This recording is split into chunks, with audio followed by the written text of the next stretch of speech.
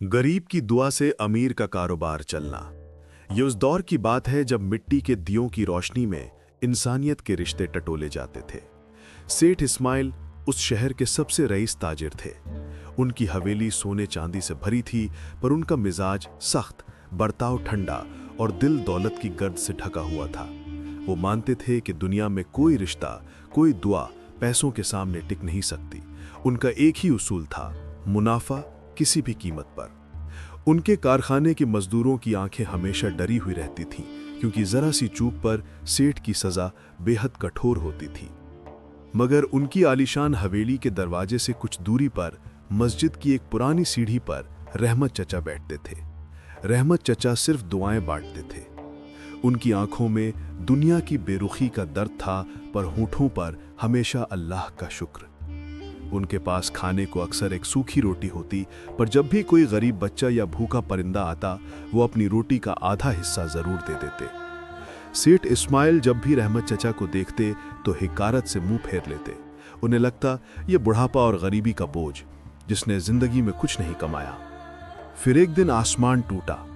सेठ इस्माइल का समंदर का सारा माल, जिसमें उनका पूरी पूंजी लगी थी, 2 जहाजों में फंस गया।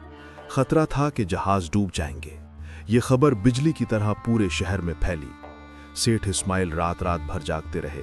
दौलत के अंबार पर बैठे इस आदमी को आज पहली बार बेबसी का एहसास हुआ। कोई हकीम, कोई दौलत, कोई ताकत काम नहीं आ रही थी। सबसे बुरी हालत कारखाने के मजदूरों की थी। उनके घरों में चूल्हा जलना बंद हो गया। उनकी बीवियां मायूस थीं, उनके बच्चे भूखे। उनकी आंखें अब सेठ की तरफ नहीं, बल्कि आसमान की तरफ थीं। एक काली रात जब पूरे शहर पर उदासी छाई थी, सेठ इस्माइल अपनी हवेली की अंधेरी छत पर खड़े थे। उन्हें दूर मस्जिद से रहमत चचा की धीमी टूटी हुई आवाज सुनाई दी। रहमत चचा हाथ फैलाए थे और उनकी आंखों से आंसू बह रहे थे। रहमत चचा रोते हुए कह रहे थे, या अल्लाह, ये बूढ़ा बेबस बंदा तेरे सामने है। सेठ इस्माइल ने मेरा कभी ख्याल नहीं रखा, पर उनका कारोबार बंद हुआ तो मेरे उन मासूम मजदूर भाइयों के घर में अंधेरा छा जाएगा, जिनके नन्हे बच्चे भूख से बिलख रहे होंगे। है मेरे करीम, तू तो दिल के हाल जानता है। इस दौलत के गुलाम पर रहम ना कर, पर उन सैकड़ों गरीबों की खातिर उनका रोजगार बचा ले। उन्हें भूखा मत रख मेरे मौला। सेठ इस्माइल का सीना जैसे किसी ने फाड़ दिया। यह आदमी, जिसे उन्होंने हमेशा तुच्छ समझा, वो इनके लिए नहीं बल्कि उनके मजदूरों के बच्चों के लिए इतने दर्द से दुआ मांग रहा था। रहमत चचा के आंसू सेठ की दौलत से कहीं ज्यादा कीमती लगे। सेठ को अपनी दौलत, अपना अहंकार सब खोखला महसूस हुआ। उन्होंने अपने दिल पर पड़ी सालों की गर्द को पिघलते हुए महसूस किया। उसी क्षण सेठ इस्माइल ने एक फैसला लिया। उन्होंने हवेली के खजाने से सारा बचा हुआ सोना निकलवाया। सुबह होते ही उन्होंने कारखाने में ऐलान किया कि किसी मजदूर को भूखा नहीं रहना पड़ेगा।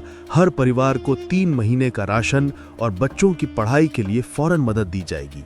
मजदूरों की आंखों में आंसू थे, खुशी के आंसू, जो महीनों के डर के बाद निकले थे।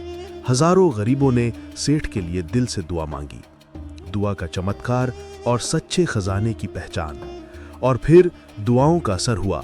2 दिन बाद खबर आई कि तूफान ने जहाज़ों को नुकसान नहीं पहुंचाया, बल्कि उन्हें एक ऐसे बंदरगाह पर धकेल दिया जहां उनके सामान की सबसे ज्यादा मांग थी।